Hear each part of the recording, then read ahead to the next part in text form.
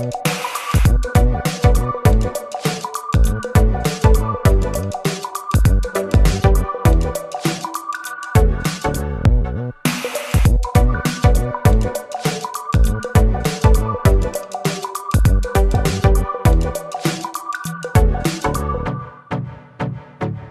antrus metus mes, Mažeikių moksleivių namų jaunųjų žurnalistų dirbtuvių auklėtiniai, rengiame laidą Diagnozė ateitis kartu su regionine televizija Roventa.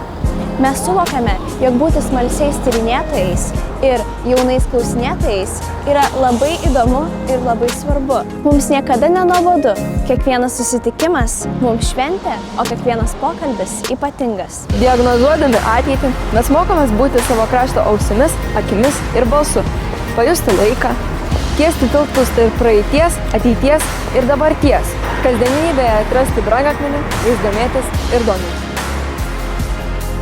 Mes mokomės ieškoti lobių, regis nieko neišsiskiriančiuose dalykuose. Pratinamės kalbėti su įvairaus amžiaus žmonėmis. Turime galimybę iš arti pamatyti televizijos virtuvę, priimti iššūkius, pamatyti ir kitiems papasakoti, kokioje bendruomenėje mes gyvename. Klausdami, klausydamiesi, stebėdami, pasakodami, mes vis labiau pažįstame savo gimtąjį kraštą, kuris iš tiesų yra ypatingas. Čia gyvena puikus jaunimas, kuris myli savo tėvynę, kuria svajones, telkia jėgas, augina ir mankština savo sparnus galingam skrydžiui.